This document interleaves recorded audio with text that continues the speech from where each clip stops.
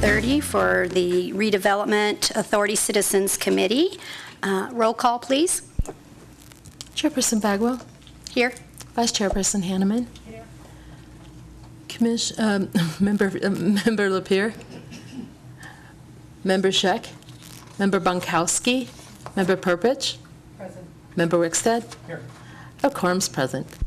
Thank you. Okay, we'll move to public comments. The public is invited at this time to comment on and discuss any topic that is relevant to or within the authority of the Carson City Redevelopment Authority Citizens Committee, including any matter that is not specifically included on the agenda as an action item. Do we have any public comment for a non-agendized item? It doesn't have to be on the agenda. This is the general public comment. Hello, board. My name is Doug Kramer. I own Mom Pop's Diner. I think most of you know that. The reason I'm here is I've been hearing about 3rd Street being closed for events. Can I ask a question, or shall I just go into a speech? Ladies? Your choice. Thank you. So, how did it happen that 3rd Street got discussed to be closed for events? Any particular reason? Actually, you can continue to give comments. We cannot do any deliberation or anything as it's just the general public comment. Okay, not a problem. Go ahead, Doug. So, I've heard that basically 3rd Street is being looked at to be closed for events.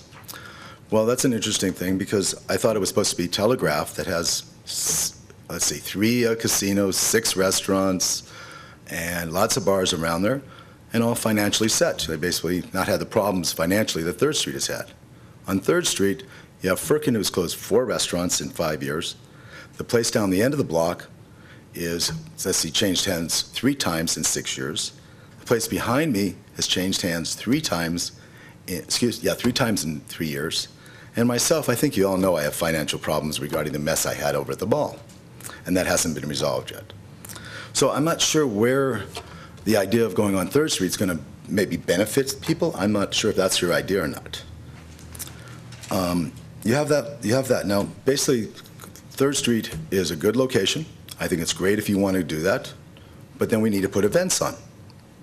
If you're going to change the street and the description of the street, then events are the best way to do it, which is what your idea is. I hope I'm right. So not only am I looking to think about going back into the business of promoting events, not only during the nighttime, but daytimes. You're going to do a street closure. I'm a breakfast and lunch place. I expect basically that you're going to change a street to events and take away the parking. You're going to change the description of my business, the way it's there, because there's no parking right outside the street anymore. I'm not sure what you're doing on Carson Street in front of mine. I'm not sure that's even been discussed. I've only heard, William and over this way. Like I said, if you want to do events and close the street, I'm for it 100%. But there is expenses there. You just don't close the street and say, well, the city will put on events. We've all seen that the city has put on events, but they've done it in a small type. They've done the park, they've done this, they've done that, but nothing that's 50 or 60 days straight or over a period of 5 months. So closing the street, you have to think about, you're going to be doing that. You're going to do that with Firkin in the evenings, myself on daytimes, Thursday, Friday, Saturday, Sunday night, that during the day, something. They all cost money. This is not a street that's going to be able to help you. The landlord doesn't have any money. Well, say that. The landlord's already told me he is not going to help or put any financial things for events. Myself, I haven't figured out my messes, to say the least. So my plan is that you're going to go ahead and close the street. I'd like to do from May all the way through October, probably 40-day events, and also Saturday night events, bringing in entertainment from out of the area, San Francisco, which I used to bring in when I used to do events on 3rd Street. It all costs money. So I don't know what your feeling is regarding this, but if you're going to do an event, it costs money. During the time that from 2000 to 2010, City of Carson put out $100,000 for events for 3rd Street. During 2009 and 8 and 9, somewhere around over $50,000, $60,000 was spent giving money to the BAC to produce events on 3rd Street. So it's not unheard of that you're going to be putting out money. But I think you need to discuss that, of how much it's going to be, because you're changing my business description by putting in an event street, and I'm going along with it. But at the same time, I'm going to produce things which cost money. Bringing people in from out of state on weekends, on Saturday nights, there's not only the thing about having them here and paying top dollar for them, because you want something to be drawn on 3rd Street. You don't want somebody just playing a ukulele, do you? I don't think so. That will cost money. Some of the bands that I brought over years ago cost me $2,500 to $3,000. Of course, those bands no longer cost that much. Now they're $3,000 to $5,000, $7,000 for a good band. Plus, you got to put them up in a hotel, which I had to do when they came over from California. These are all expenses I think you need to take into consideration when you're thinking about closing 3rd Street, because the city and the citizens are the ones who are going to be paying for this. The businesses, maybe Firkin will help you at night, but all it's going to be is beer gardens, like he has now. Puts in a stage, cuts the street in half. There is no families coming down there, because all it is you stand up and you drink. During, I think things I've heard is Ronnie came up with the idea for 3rd Street. Can I ask the chamber for money for events, or I have to, is that possible? The other thing is that's been discussed, what I've heard, is that the city's going to come in and tear apart 3rd Street, put a stage, put a water fountain in the middle somewhere, a water feature, redo some gazebos and put them out there covered so that people can sit out there if the weather's bad, and also to redo the exterior of all the, do new construction or some kind of construction on the exteriors of the 2 buildings that are on 3rd Street to make them look so it's all nice and new. Again, that's a lot of money. And again, I'm for it. But again, it's a lot of money. Now let's talk about the trees on 3rd Street. There's more than a few of them there. Are you going to uproot them like you have down the street on Carson? Because basically your agenda is to talk about those trees. And we have trees on there. Is that going to be part of your plan, to up all those trees and take away the shade and take away the vegetation and just have a street that has, I'm not sure what your design is, because I know you have to present to the supervisors this information. And that's why I'm here.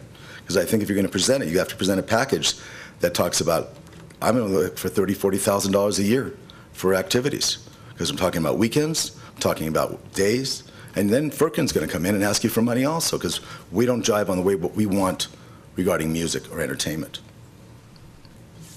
But I feel these things should be discussed heavily before you put in an idea of just closing 3rd Street, because it's going to cost the city, could cost them $1 million over 10 years. Who knows? To put on these things. You bring people from out of town, it costs, instead of just local bands just to put up a rock and roll band and serve beer. That's not what I do. I bring families together. And Laura, you know that over at the mall, that was a total family-run operation. And that's what we did on 3rd Street, and that's what I'll bring back. But it will cost you money as a city. Thank you. Thank you very much. Really appreciate that.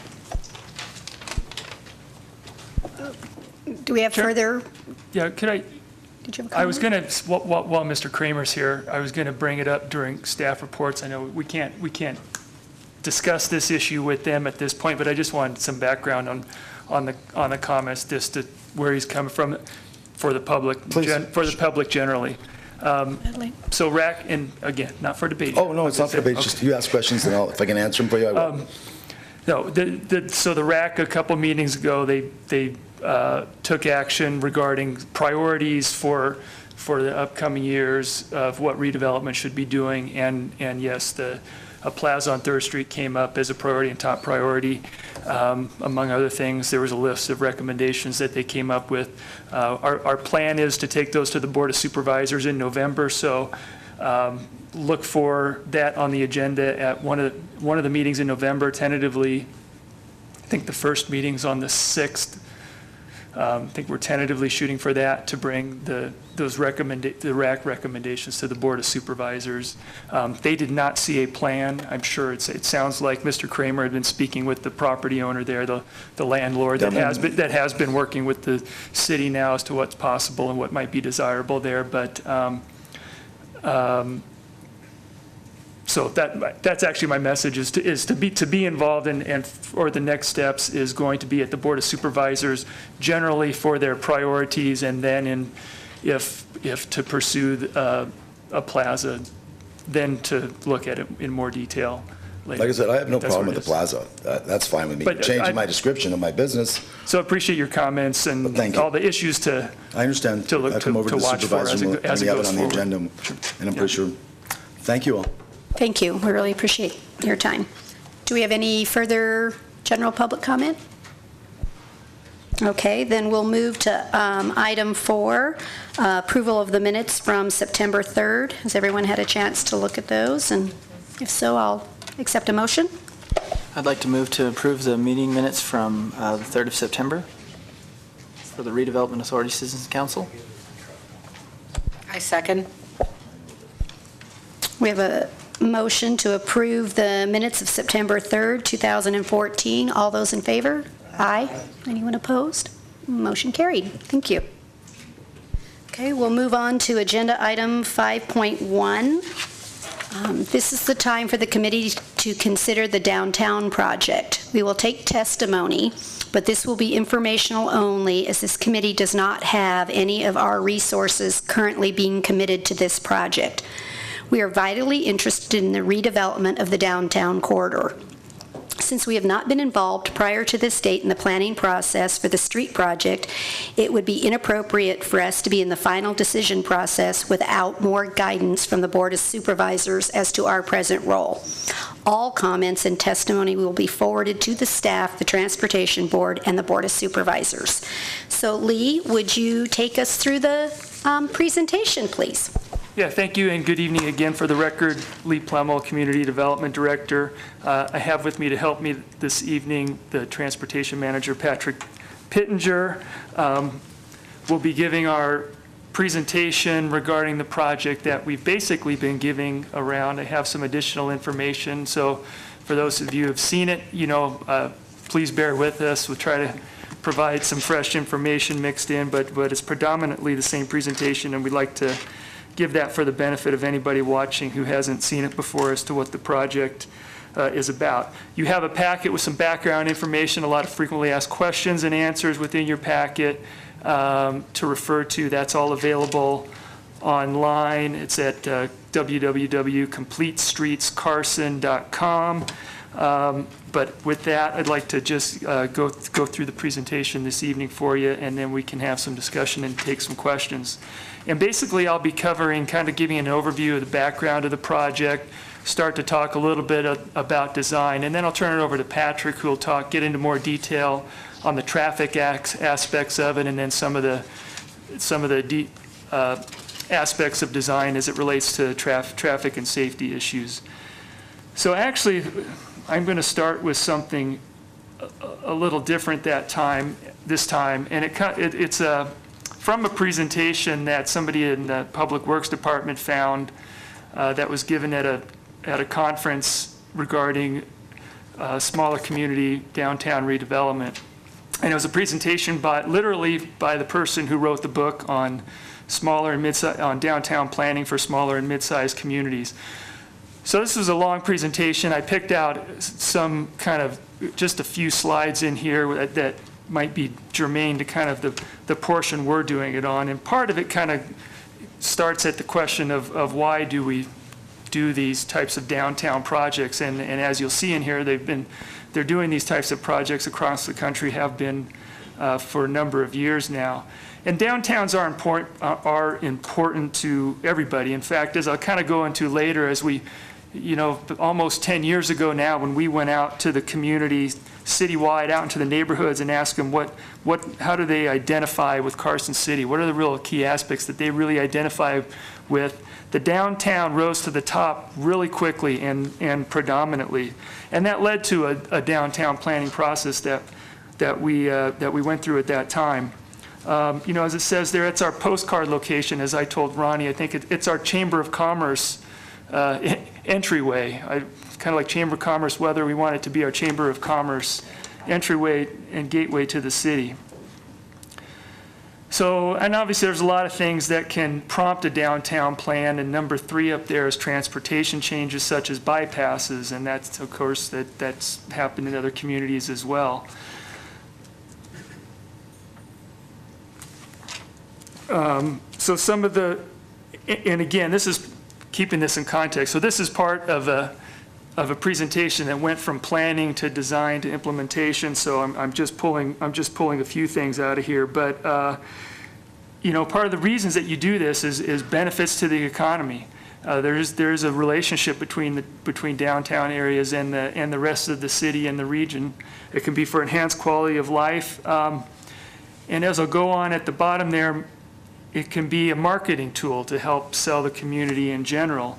And, you know, part of this process that we're going through is not just let's design Carson Street and we're done, there's nothing else to do there, now everything's fixed. Kind of in that blue shaded area there, you can see design's just a portion of it. And you gotta, after that, promote it. You gotta bring in the businesses. You gotta do the additional work to fill those spaces and to build up that better economy within the downtown and so that it grows out beyond the downtown. Which again, just doing the street improvements is not the silver bullet. Again, just showing that there's steps after that, including marketing, promotion that you need to do in the end to finish the project. So just a couple last slides from this one, and just because parking has been an issue there in everything and all the other plans we've looked at, they seem to always promote, they say provide as much on-street parking as possible. That's what is always recommended for downtowns. Locate wherever possible. They regulate for turnover. Of course, we're proposing is you'll see a little bit of parking. It's not as much parking as we could possibly fit in there, but it is a little bit of parking, and parking management and how that's dealt with will come later in the process. So transitioning back to our presentation that we've been giving at the open houses and workshops previously. So as I said, this started, well, and I'm sure this started well before that. Any discussions of downtown, I mean, redevelopment started in the mid-'80s to beautify downtown and fix it up. We went through our master plan in 2005, at which time we had the freeway was under construction. We knew that was coming soon. That was going to lead to traffic leaving Carson Street. As I said, through the master plan process, the downtown really rose to the top of people's mind citywide. So we went through the planning process and came up with the vision for Carson Street at the time. I'll go through some of these slides on the design pretty quick, just to get through this a little bit, and get to Patrick, who will go into more detail. And so since 2005, a lot has happened. The freeway is getting completed. It's scheduled to be completed all the way around. Since 2005, we've been doing the traffic planning based on exploring the ability to take Carson Street from 4 lanes to 2 lanes, so that all the traffic models have that in them since 2005.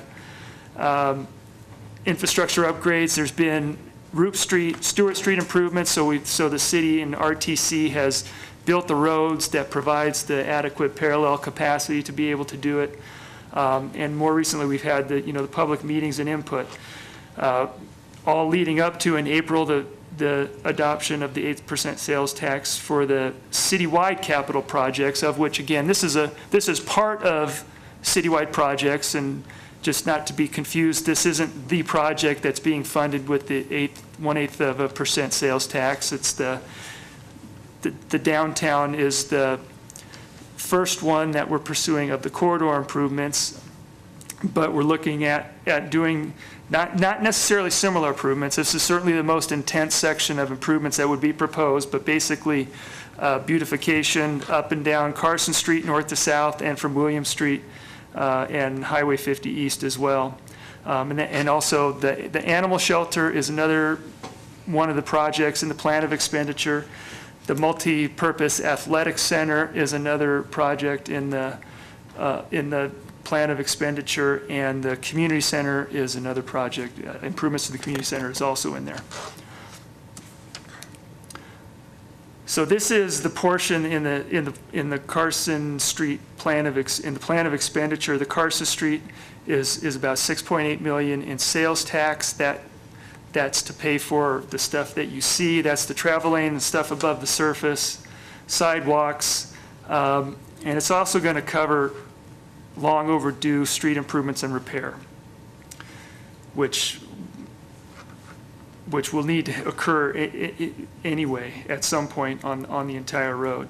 The utility fund is paying for, so anytime Carson City now tears up a street to rebuild it, they look at the quality and the need for any infrastructure underneath there. And Carson Street happens to have water and sewer pipes that are over 50 years old, long overdue for upgrade, will eventually need to be replaced. So they do that when the street construction occurs, which is estimated to be about $2.1 million.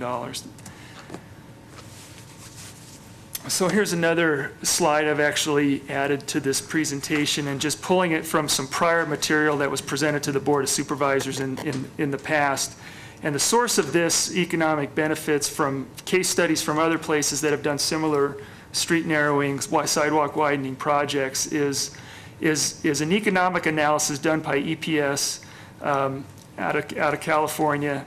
And they did this as part of a larger document, a large study for the State Line Casino Corridor Improvement Project. Now, I don't know if you were aware that there even was a project that was occurring that they're working towards, but they're actually looking at doing this sort of same thing right through the State Line Casino Corridor, and actually doing the improvements to build the bypass around there so that they can narrow Highway 50 east through the casino corridor, do the sidewalks, do more of the pedestrian improvements.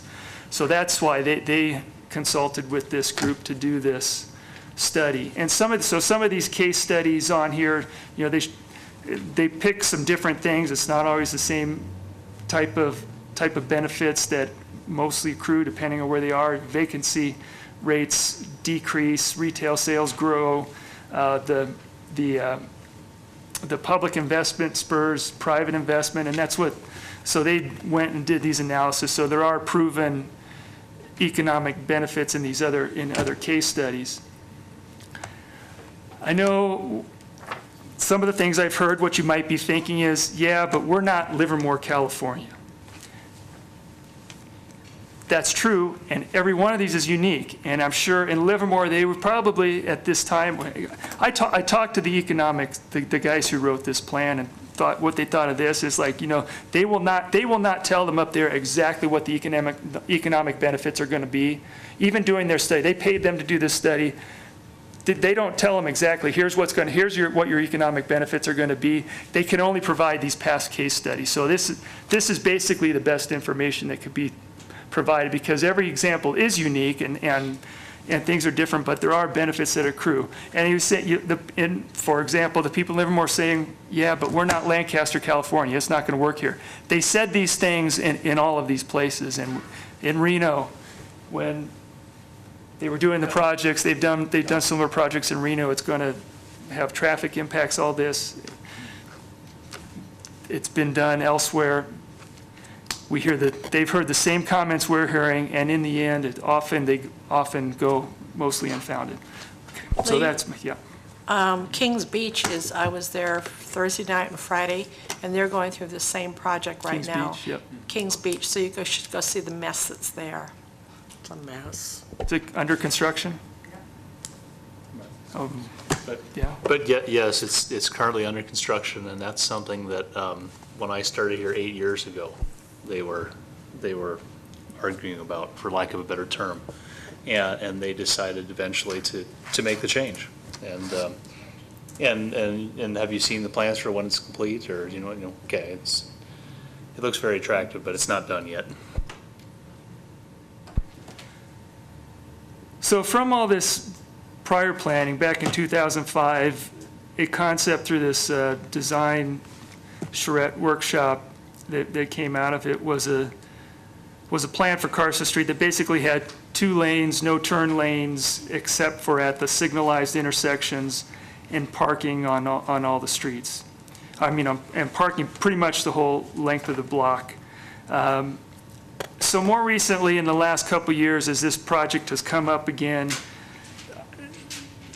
there were concerns about all that on-street parking slowing traffic and all the maneuvering and at least providing for traffic to continue to flow somewhat.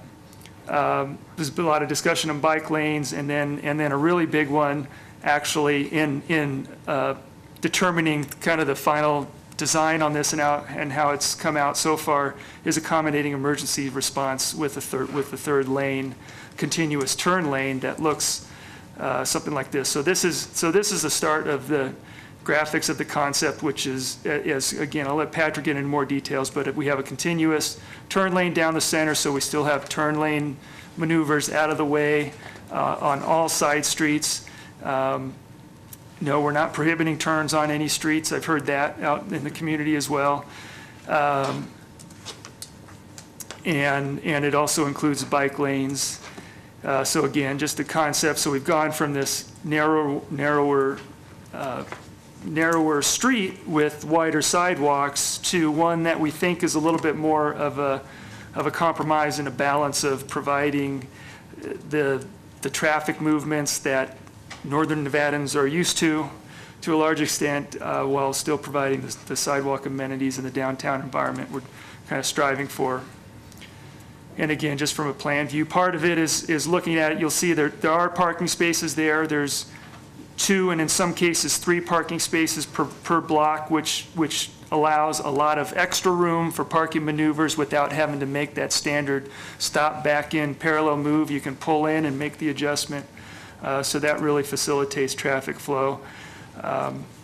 Just some different angles of that and what the street could look like with those types of improvements. And I'm just moving along here. So Pat will, here's just my last slide's on design. So with this design, it allows for a 20-foot sidewalk where there's no parking and 12-foot parking spaces where there is parking. So this just shows a 20-foot sidewalk. So this shows the type of amenities that you can get in a 20-foot sidewalk space. You have this, it's usually divided up into zones of use. You know, this first 4 feet against the building, people don't typically walk right up against the building. But you could that's a place where you could put some tables, might be merchandise display, the sandwich board for the restaurant, that type of thing. Then you have a clear zone for pedestrians, and it still leaves you 9 feet or so for tables and other types of amenities out on the sidewalk. So even where there's parking and it's 12 feet, obviously it limits the room you have for extra amenities, but there is still enough space for a nice comfortable walking area plus some additional things. And as I'm transitioning to the next one, you can also use those parking spaces for parklets. So those can be multi-purpose to include even transitioning them back to the pedestrian and having temporary decks during the summer. I've even recently seen emails of places around the country that continue to do this. This is something that's easy to do. You let the businesses have the parking spaces for the summer if they have restaurants or they have something where it's going to get used, and you develop a program to allow that, but then they can put those parklets out there. All right, I think that's it for me now. If we can go transition to traffic, and then when Patrick's done, we'll be able to answer questions for you. Okay, I'm going to try to say a few things differently myself, because I know some of the people in this room and probably some of the people watching have hopefully had a chance to see this before. I will cover some of the basics still.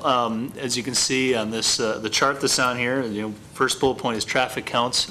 What you can see is traffic volumes on Carson Street. This is the left date is 1972, the right one is 2014.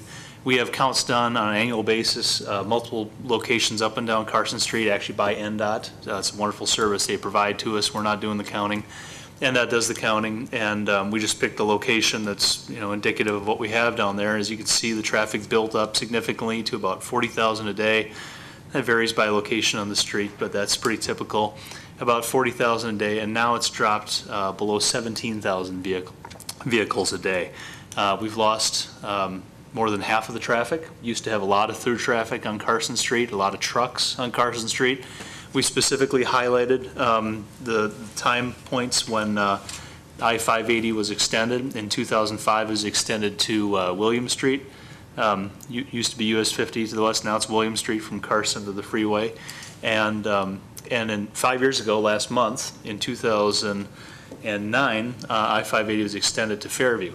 Now, there's been a dramatic decline that has come along with those, not just on Carson Street, but on other north-south roads as well in the city.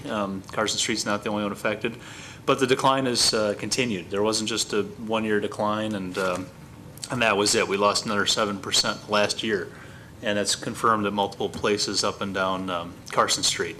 So the bottom line is that we've lost such a significant amount of traffic that we're actually below the 1972 levels, and frankly, the road that was built to accommodate the traffic that used to be on this street is no longer needed. What I'm going to be adding here is responses to some of the comments that we've gotten of things like, don't we need to somehow stripe this out or put out cones or something to see how it would go. Number one, that wouldn't give you a true experience, because that's only temporary. People aren't going to address their driving habits. Number two, the answer is no, we don't need to do this. This has been done many, many times over. This has been done successfully many times over in a lot of different states. Some people say, well, just because we don't have to do this just because they did it in California. And that's not the reasoning behind this. Just because somebody did it in California, that's I know that's something that some people are resistant to. I don't care if you go to Missouri or Florida, Nebraska or Oregon. It's all the same story. I once worked for a city in Arizona. Mesa, Arizona had done this. And sure, there were a couple of things that they went, oh, I don't like our decision on these pavers, and we put too many benches out. Little things like that. Sure, they had, I wish I would have done this a little different.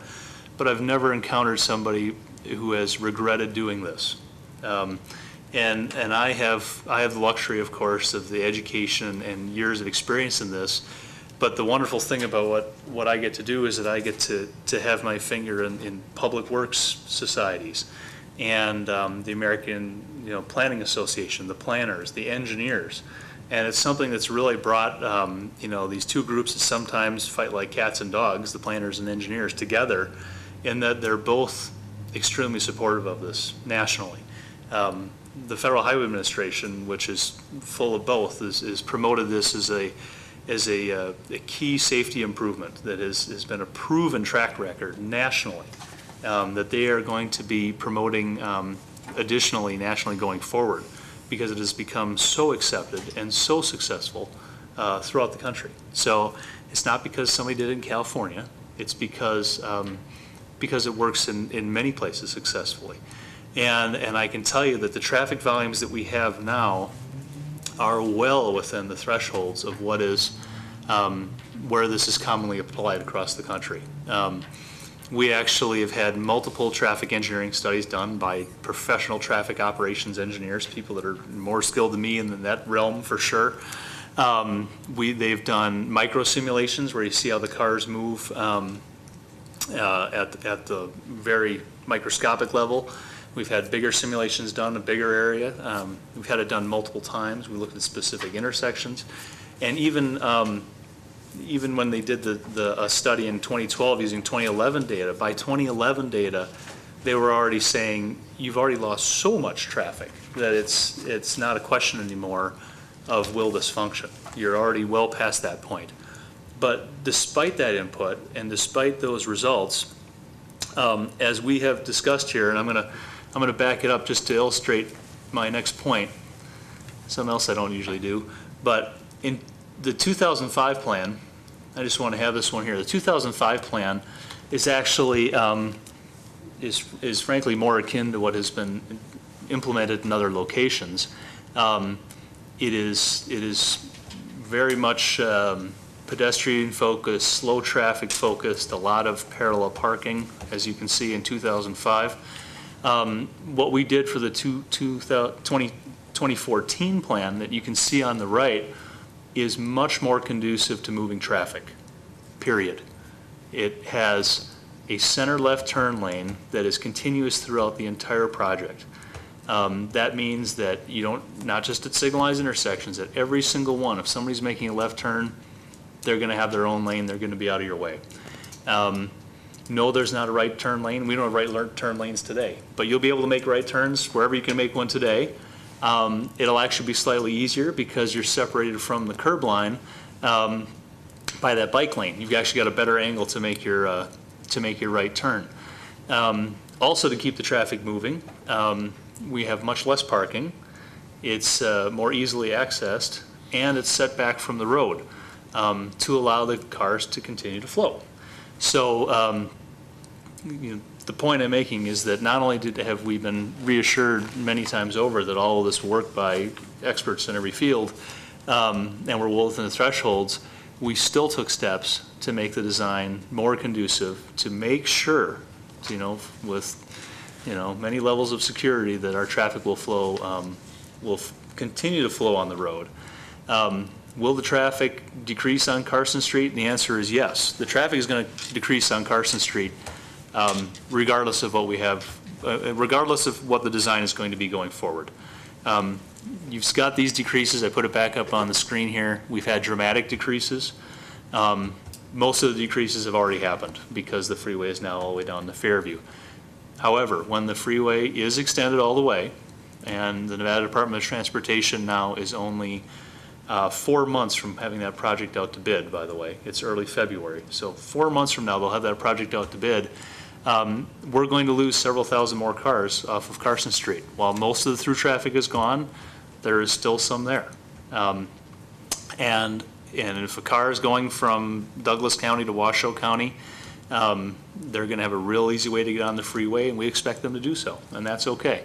That's a through trip that wasn't destined for Carson City in the first place. But the traffic will decrease regardless. There will also be, not only will there be cars going on the freeway, when this project is implemented, cars will move to the east and the west. Stewart Street will be the primary road where the cars go. Stewart Street has plenty of additional capacity. It is a large facility that right now can handle a lot more cars. And so that we don't have any concerns about Stewart Street. There will be some increase to the west, but just as an example, we expect, it won't all go to one road, but one that people like to ask us about is Division Street, which does carry more traffic by itself than some of the neighboring streets. Division Street will have about 10% more vehicles on it than it has now. But it's really important to note that in the last 5 years, Division Street has lost 20% of its vehicles. So that increase will still not get it anywhere near what it had just 5 years ago. So we're very confident of its ability to carry the traffic because, frankly, it'll still be less than what we know it has carried in the not too recent or not too distant past. Excuse me. I can also tell you that we've, all the traffic forecasts and the like.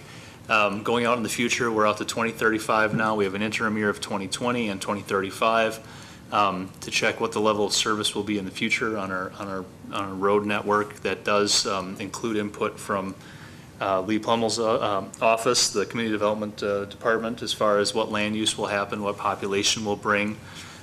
There's no suggestion that future growth will somehow have a negative impact on this that will change any of what we're discussing here today. I'm gonna, just a couple words about safety. I already mentioned that this is a big national success story on the safety side. Just gonna bring this up. Right now, when you're crossing the street, it's about 65 feet that you're crossing. That will be reduced to 40 feet, so it's a much shorter crossing distance, which is safer for our pedestrians. We actually, this is no secrets here. We have an item on the Wednesday night RTC agenda where we are informing the RTC of our intent to completely remove a downtown crosswalk. It is unsafe in the current conditions. It will just be completely removed. We will put up bollards and chains to prevent people from walking there anymore, because we have had we've had a recent incident where a gentleman was hit, not moving very fast. There are 2 lanes of traffic, and that's the biggest problem. The first car might stop, and if the second car doesn't, then that's the car that hits you. Frankly, I was crossing the street today at Proctor and Carson. The first car stopped. Not only was there was no car in the second lane, a car actually went to pass the car that had stopped for me, so they could hit the gas and pass and try to run me over. And I was wearing an orange vest. Unfortunately, the decrease in traffic is actually allowing people to drive faster, and in some cases, and not in all cases, but in some cases, in more of an unsafe manner. Because we don't have 40,000 cars there anymore that are requiring people to drive slower because of the congestion that we used to have, they're driving faster than they should, frankly. And we've had, concerns from some members of the sheriff's office about people driving faster than they should. So it becomes safer because you have a shorter distance to walk. You only have one lane in each direction that's crossing. That shorter distance also allows us to do some work with the signals in the future, to be able to time them better, because you don't have to allow as much green time for the pedestrians to cross because they don't have as far to walk. So those are very positive. Let's see. Make sure what else I can make here. Oh, the parking control and loading. Something Leah and I have been telling everybody is that this is still conceptual this time. We can't tell you exactly how many benches there will be per block, or the species of the tree. In the same way, it has not yet been determined what the nature of parking control would be in these new parking spaces. These new parking spaces, obviously, they don't exist now, so there's nothing currently there. And we've repeated all along that we will be seeking to work with the downtown businesses regarding what control would they like to see. Currently downtown, we have a lot of spaces that are 2-hour parking, and we have enforcement activities for that. But there are options of what's desired there. Additionally, we'll be also looking for input, as we go forward in this process about loading zones. If just as Lee mentioned previously, if particular property owners wish to use, one of those parking areas as as a little outdoor dining for a few months out of the year, it could also be used for a loading zone if that was the desire of the businesses. We want to work with the businesses. We want to be supportive of them as they move forward. I'll just add, as I'm talking, all those little parking areas that are on the sides there, those at this conceptual level have been designed to the same type of standards as that we have for the jack buses, so that you could, and which some of them are used by Washoe RTC buses as well, to make it real easy to get in and out of those. The spaces are currently designed at about 22.5 feet long, which is a pretty long distance to make it. You want to make it nice and easy for people to get in and out of there. And besides, any parking maneuvers will be happening behind the bike lane as well, as to not really be detrimental to the traffic flow that's out there. Let's see. Importantly, another thing that you hear sometimes is, about, is this a state-owned road? Just to make it perfectly clear, this has been Carson City's street for over 4 years now. NDOT is not involved in this. The road, has not received any, for the most part, has not received any significant maintenance in any length of time. And RTC funds that are used for street maintenance, if this project were not pursued, in the future, RTC funds would need to be used to maintain this road just like all the other roads.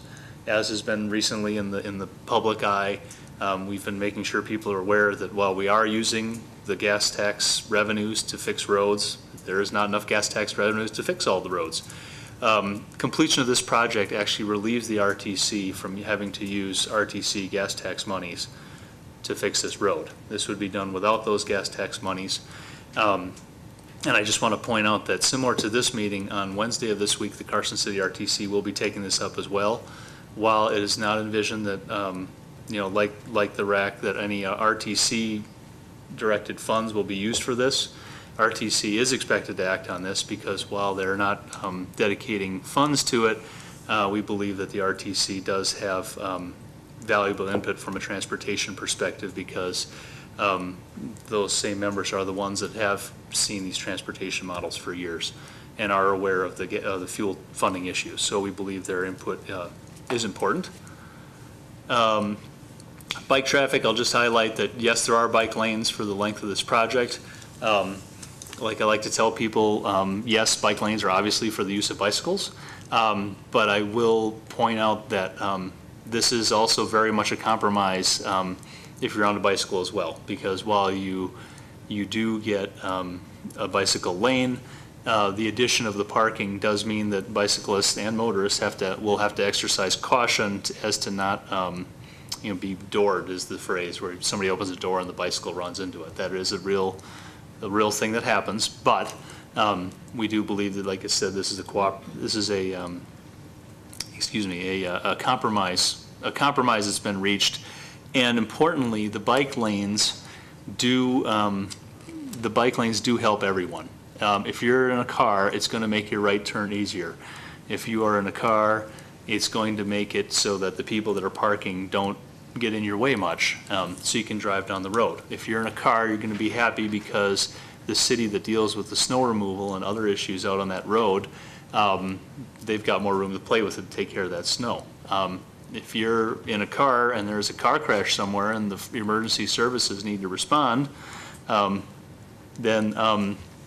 you're going to be happy that the fire truck is going to be able to get through to where they need to go, because I will add that we have discussed this. They're not here to represent themselves, but we have talked to both the Sheriff's Office and the Fire Department, and they have both indicated that they're very comfortable with this plan as far as their ability to respond as necessary. I don't know what our policy is on taking questions, but you can tell me what I missed, or you want to wait? Nope. Thanks, Patrick. Yep. Good job covering that. Just to finish up here, I just want to go over the timeline of where we are, where we're headed in the process. Up on the screen is kind of the overall project timeline from now, planning phases, through the end of construction of even Curry Street improvements. The timeline starts on the upper line there, going across left to right, continues on a lower line. In the center there is a blow-up of about the next 6 months, the rest of this year. That shows in September we conducted a public open house, actually had 2 of them to get public input. We got a lot of written comments. I will note, if for those that want written comments, next screen will have a place to send those comments. In October, we're taking it to these advisory boards, RAC and RTC, as Patrick mentioned.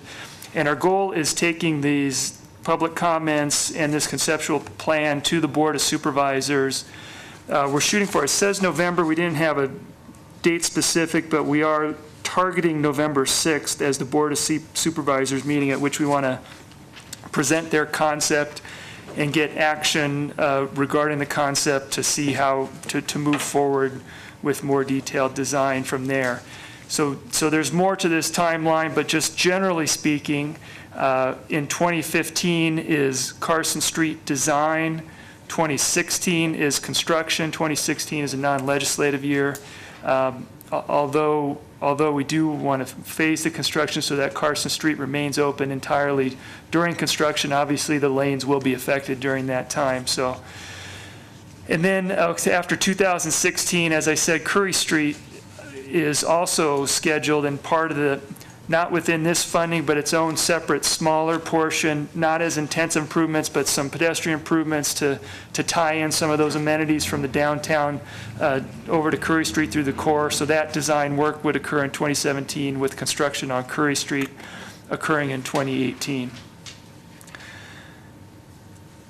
And then, as I said, if you have, for any of those, anybody that has written comments, you can send them to planning@carson.org, or you can go to the website, which is completestreetscarson.com, and under Contact Us, there is a link there that'll pull up an email that will get sent to that same email. So those are ways to contact us with your comments. That completestreetscarson.com website also has all of these presentation slides and graphics on it, along with frequently asked question sheets that is now up to 5 pages long of text.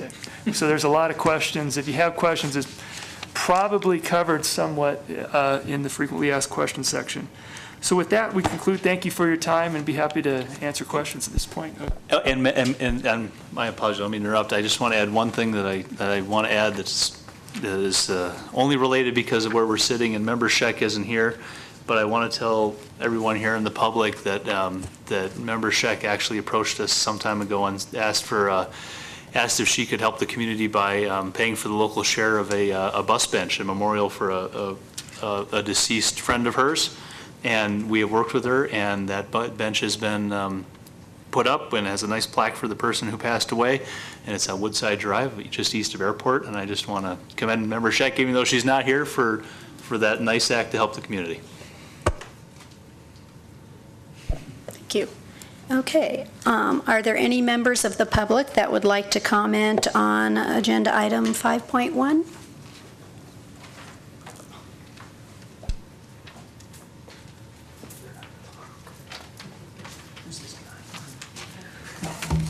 Good evening.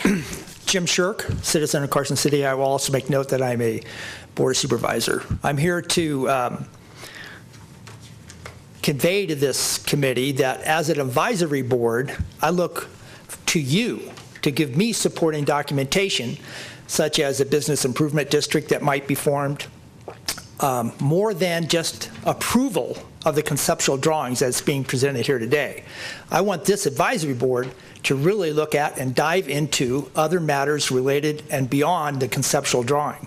The drawings themselves is going to be pushed, I believe, to the Board of Supervisors for approval. I don't see how anybody could dispute the conceptual drawings. But that's not the real issue. The real issue is the other things that will come forward, and it should come forward from this advisory committee, and look into how do we conceive for that corridor. Are business owners and property owners going to build a facade so it's universal in that area? How will they pay for and cover the cost of the snow removal and other incidental expenses that will be incurred, and where would that go? That's what I'm coming here to ask this board, that you should have agenda items dealing with this in the future before we get so far down the road of actually designing this, before we get the answers. Staff here presented a great presentation, and it's hard to argue when everybody says it works everywhere. Everywhere, this is great everywhere. I understand that. I have been to Kings Beach. I have seen it. I've been to a lot of those cities that were shown on the board. But is there more planning that needs to take place? I do think that is true. I don't think it's the acceptance of the conceptual drawings that will move this to the next phase.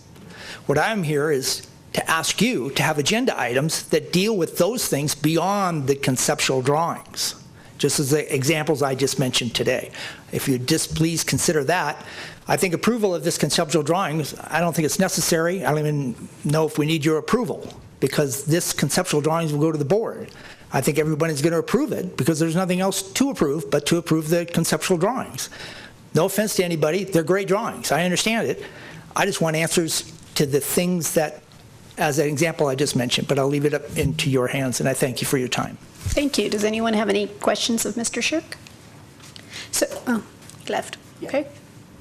Yeah, I would like to. Chip. Jim, can I pick your brain for a minute?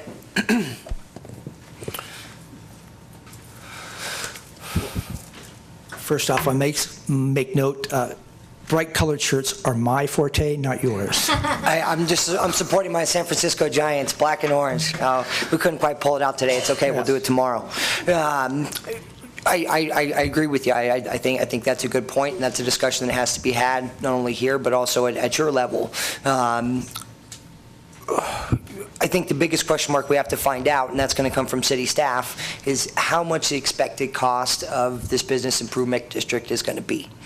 That, more than anything, is going to, I think, determine of where that money is going to come from, or where that money could possibly come from, I guess is a better way to put it.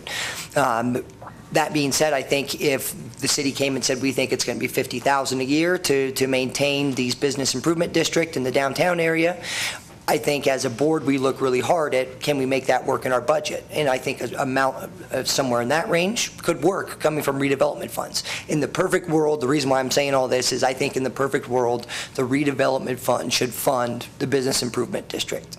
But if that costs us $500,000 a year, there's just not money in our budget to do that, and that becomes the hard part. So I agree with you there, but what has to happen from city staff is an idea of how much that's going to cost for these business improvement districts. Well, I think you make some great points, but I would also, if you want to elaborate on this, redevelopment should fund this and do this, not a new tax. If you want to really look at it, we collect millions of dollars in redevelopment, and that's what should be funding this. So that may be something this advisory board could look at as well, and just as a food for thought as well. I have a comment here, if I may. Yeah, go. I do not personally feel that redevelopment should do that kind of thing. In the past, redevelopment was basically a sharing. It didn't pay for everything. When you gave redevelopment funds to a business, they shared X number of dollars. It was never 100%, and it should not be. That is not what redevelopment is about for maintenance. The other question I have for you, Lee, is that you spoke of written comments that you received from the 2 public meetings that you had here at the community center. Where are those published, or who's going to see them? Are you taking any of those comments into account? We're going to be taking them to the Board of Supervisors. And yes, we're taking them into, yes. And yes, we are taking them to account. In fact, we kind of, that's the purpose of frequently asked questions, and in part. I mean, obviously people have a lot of other comments, but we're trying to answer all the questions that are out there at least, and we'll be taking the comments to the Board of Supervisors. And again, I think that, and our thought with that kind of has to do with your issue about your role and what your decision and not make. So some of the comments aren't necessarily related to design and other issues. So that was, we kind of thought about whether or not, but I think they're appropriately to the decision makers in this. Can I follow up too on a little bit about the process in response to the questions and comments at this time? Let me finish with the public comment portion, just to make sure I don't mess up and leave someone out that's supposed to get an opportunity for a public comment on this agenda item. Do I have any further public comment? Okay, just so we can do that. Certainly, Lee, if you have a further comment. Sure. Thank you. And yeah, with regards to the process and approvals, certainly one thing I actually didn't say specifically, but this is certainly not the last of this project that RAC will see. There'll be, if this gets past the conceptual phase, this will come back for more detailed. This will come back to RAC regarding the bid district and all of that information. So just a reminder a little bit about where we are and where we were. If we've, I hate to say this kind of this way, but if we've done such a good job that everybody has totally accepted this concept, that's great. But I don't think, the thing was, when we left the Board of Supervisors, it was kind of with a general idea, and let's come up with this concept to get public input. And so the plan is to, if we don't get past this general concept of design, there's no reason to go into the more detailed design work, cost estimates, and those types of things that can take time. So from our standpoint, we want to check. We intentionally want this checkpoint in there with the Board of Supervisors to see if this project goes further. Frankly, that's so. And if not, and that's. But I appreciate trying to figure out what comes first, because obviously, as Garrett said, and Supervisor Shirk said, kind of in the details, we'd like to get past the concept, because the devil's going to be in the details of this maintenance issue, which has been, so there's been a rough estimate of the additional cost of maintenance that this will cost is about $50,000 a year. So So there's a number that's been out there and given to the Board of Supervisors before. That's a rough cost estimate. $50,000 a year for the downtown, $250 for all of the corridors. If you saw $250, Okay. that was totaling up all of the maintenance cost of all Right. of all of the corridors. Well, Lee and I have, Lee's probably done more than me, I'm sure he has, but Lee and I have, done this, half a dozen times, and a couple of them have been with downtown business owners. And we have shared this with them, and I know that there has been thoughts about, how would the costs be allocated? And I know Lee put something in the FAQs about, would the state be paying a portion or not? And, but these numbers have been thrown out, and these have been shared with business owners that we have been meeting with. Yeah, so I would like to throw out a couple more bits of information that have come as a result of questions. So state-owned properties have come up quite a bit. So I did the measurements, and if you count each side of the street from 5th Street to William Street, we have about 6,600 total linear feet of street frontage that will be improved. What's one on each side, but and of that, it's about 30% of the total frontage is state property. So it has, when talking to property owners, well, we're going to be expected to pay the state share. So that certainly needs to be kind of figured out, but I would think that in coming forward, that would probably not be a fair solution to put, the state share or the city share on property owners, certainly. But that's something that kind of needs to be worked out in more detail and looked into. We've also learned recently that the state can be assessed for those improvements, or that's kind of the preliminary indication we've got from the DA's office, so that potentially we could assess them, and they could, in fact, directly pay for their fair share of the maintenance. Although I would say the state, for in front of their properties, they're one of the better property owners that there is in maintaining their improvements in front of their property, so I don't know how much of an issue we're actually going to have with the state on that anyway. And there was another part of that. While you're thinking, I just want to mention one thing, and this is something I just want to make sure I throw out there.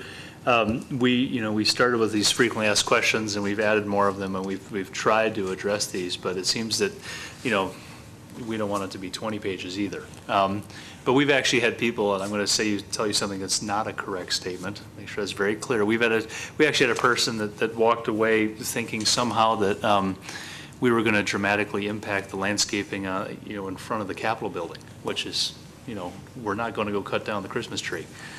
We'd make sure that's all clear. Like I said, preface is not true, but we just want to make sure if you have any other questions that that anything else you've heard, we want to make sure that we dispel anything like that, because we realize we can't get it all in the frequently asked questions, or that thing about you can't make right turns. You can make right turns. It's okay. So, but if you have anything like that, please tell us, because we're an open book here.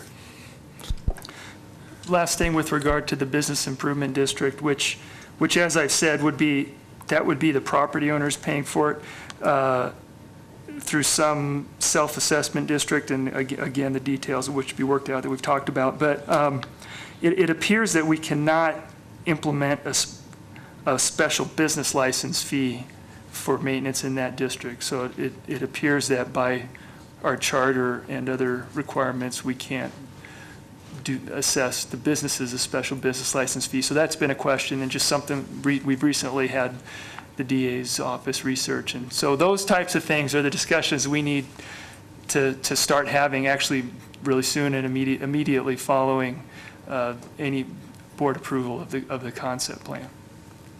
Thank you. Jean, did you have a question? I did. Yeah, what are the costs that we're paying right now for the street cleaning or the sidewalk cleaning and maintenance? Are there businesses that are actually doing that themselves because that's in front of their property that they're leasing?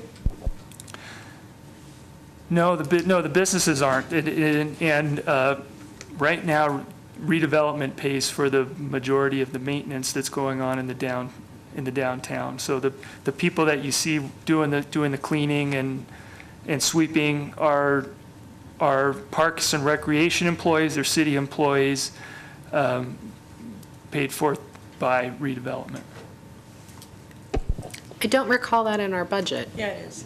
Yes, okay. It's the park Well, employee. that's why there's so many, that's where there's a lot of salaries and wages. It's people, it's mostly doing that, yeah. Garrett, did you have a question? So to be clear on that, there's a big misconception about that as well, is that these redevelopment districts are taxed twice. So a redevelopment district does not pay a higher property tax. A portion of their property tax goes to a separate coffer that is a redevelopment account, if you will. So we're paying for those things already, and I think, the discussions we've had over the last several meetings is, what is redevelopment? What do we do? What are we here for? And through all those conversations, I don't think we have a clear picture today of when we started that process. So, I think there's still work to be done on that. But you have a business owner that comes here based on conversations that were had here kind of informally, I thought, and now there's work being done by city staff and yada, yada, yada. So, I think that's one of the biggest things, because we have to make that distinction of who we are. And I don't know who makes that distinction. Maybe we don't make that distinction. Maybe the Board of Supervisors makes that distinction for us. But whoever that is, that has to happen. And whether that comes from us, whether we want to be able to do that with our own free will, or whether we want the Board of Supervisors to do that. But that question has to be answered some way, somehow. I got a heads up that we were going to be having a different discussion than what I thought we were going to be talking about today, and that's neither here nor there. But I guess my question to you, Lee, is what did you want from us today from this meeting? Did you want us to sign off on the conceptual plans and then say, go to the Board of Supervisors meeting in November and say, RAC, approve the conceptual plan? Is that what we were trying to do here? And if that is the case, are we going to have a chance before they get to approve the conceptual plans to have a say in the conceptual plan? The purpose of this is to bring your recommendations regarding the conceptual plan to the board. If you have any recommendations, whether that be individually or as a board, we're happy to take your recommendations. Part of this, and one of the primary parts of these, what are we calling these advisory? There's that. Oversight. Well, yeah, oversight groups. So this term was used as oversight committee, and we're not into a typical process yet where you have oversight over a project. But in kind of trying to define these are they're more than getting just into the detail. They're more to provide a forum for public information and comment, to be able to bring these types of recommendations forward to the board to make decisions. So. I think when we developed the plan or the schedule 2 or 3 months ago and said, here's what we're going to do, it was not clearly defined, but I think we had in mind that we would be coming to RAC and you'd have some recommendations to bring forward. But and so if you do, that's fine.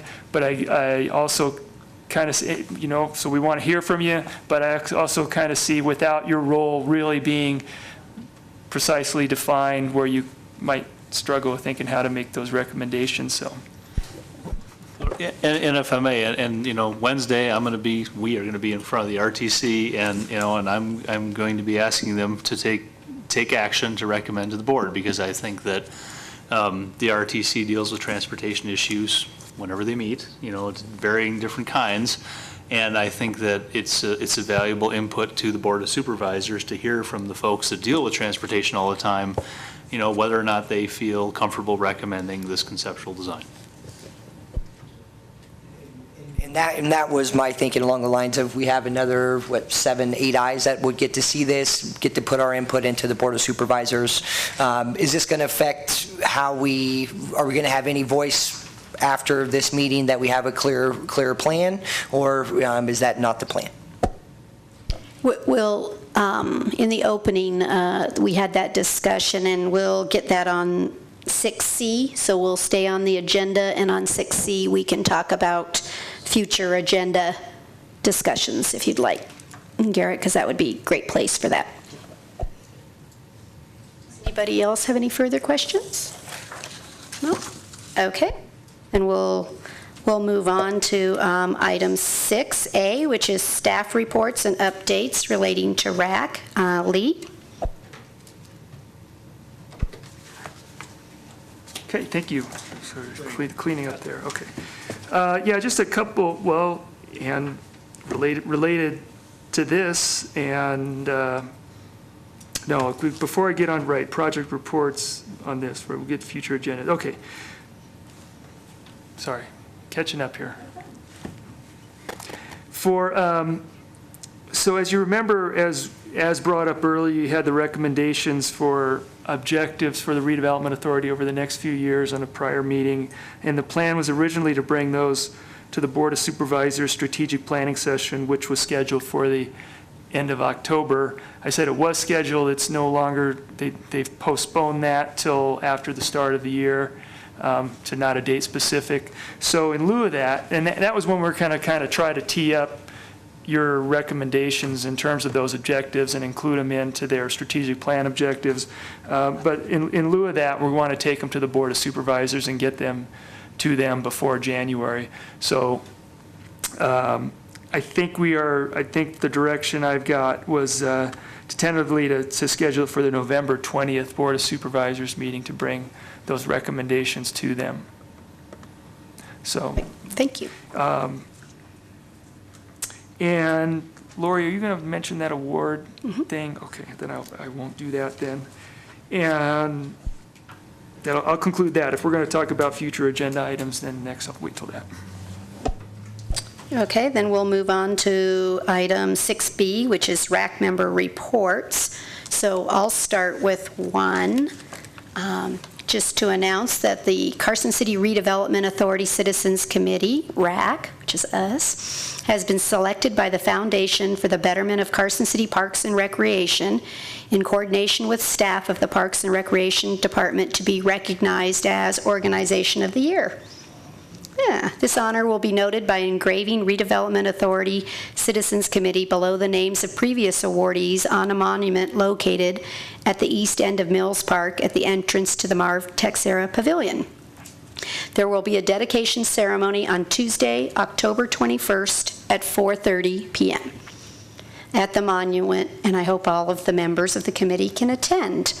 It's quite an honor for us. I'll send that date out by email to everybody so everybody has it. Perfect. Thank you. Does any other member of RAC have a report or comment? This is probably the time to do it, I guess. Go ahead, Garrett. So my 2 cents on the downtown street plan, the goal here is to get more people downtown, to get more shoppers downtown, to get more diners downtown. Can I get you oh, never mind, comment's fine. To get more shoppers, to get more diners, to get more events. And over time, as the number of people increase downtown, new or existing businesses will want to locate or relocate to that area. When more people go to the area, businesses make more money, which means more job opportunities and money being spent in the local community because everyone's wallet's a little fatter within that area. For instance, when the lease on the gym that's on Carson Street comes up, hopefully the landlord can say the rent's going to go up. And that gym, hopefully they're making more money and can be there. If not, well, then another business comes in. And Carson Street's not going to be the only street that benefits from this. Stewart Street's going to benefit from it. Curry Street's going to benefit from it. The increased traffic that are going to go to those streets, and that is going to happen, no doubt. Now the shop Purple Avocado on Curry Street's going to have more drive-by traffic. I think that they would be a happy camper about that. The only thing in this plan that I haven't seen that I think needs to be a part of it is some sort of residential housing in there somewhere, somehow. As far as the problems that we currently have, we don't have a parking problem. We don't even have a vacancy problem. we need more buildings down there is what we need. And what this plan does is it takes a vacant lot that's across from the Nugget and hopefully entices somebody to develop it. Having the hotel and a casino that's going to go down there along with convention space is going to be the anchor that's going to change those things. I think we get too lost in this being a tax, and the money is there, and the conversation is centered around a tax. Forget the freeway. I don't care if the freeway is being done or not. How do we get more people to go downtown, and how do we get it to be more vibrant? And that's what this plan is about. And I think that there's a lot of things being lost in the conversation here. And that being said, it's a tough sell. If you build it, they will come. That's certainly a tough sell. There's no doubt about that. But all of these things are geared around getting more people downtown. One of the things that was brought up earlier tonight is events. We had a long conversation about is events something that redevelopment does or we don't do? Do we fund them? Do we don't? I'm in favor of funding events if it's a good event and it's going to bring people. I mean, if we could get 3 more, 5 more Taste of Downtown type of events, that's a game changer. That's huge. And if that means that we got to fund that, sure. Am I for underwriting people to do that? If you have a business owner who's going to make money on an event that we bring down there, am I going to pay for the whole event? No, it's not what the city's here for. We're not here to underwrite people so they can make money. But that being said, it all comes back to that conversation of what is redevelopment and what do we do. And I was very happy to see that the RAC was going to be a part of this discussion and what's going to take place in this downtown area. And also, these things are going to happen on William Street, on South Carson Street, on North Carson Street. Being in real estate, I've been in real estate 14 years. The future of this town isn't downtown. The future of this town is on William Street. That's where the future of this whole town is. But you have to bring people downtown. You have to make it more vibrant. And it's not about taking lanes and lowering the lanes and decreasing the amount of traffic. It's about bringing more people downtown. And I really don't want that to get lost in the conversation. I do have just a couple questions. I don't know if this is the place you want me to ask them or not, just for city staff. Okay. Just a comment section that you can do it, but. So there's my 2 cents. Thank you. Does anyone else have a report? Okay. Then we'll move on to 6C, which is future agenda items. So does anyone have something they would like staff to bring us for future agenda items? Garrett? So I'd just like to know how not taking a stance on the conceptual plan today affects where RAC is as an advisory board moving forward on this project. And also, my understanding is that for every tree taken out in the medians, that there will be a tree on one side of the street and another tree on the other side of the street. So 1 lost tree will be 2 gained trees, or 1 gained tree, if you will. So just want to whether that's clear or not. We can add that for a future agenda. He'd like to know on the landscaping if a frequently asked question might come up for that one. Okay. We don't have it in, it's got to be in there, right? Okay. And I think for a future agenda item, as we had public comment from Mr. Shirk and comment throughout from Mr. Lapierre, is to what the role is in the project, that it's clarified as to what actions that RAC has. I think that's a very good future agenda item for us, because unless someone sees it different, I think that's a great agenda item.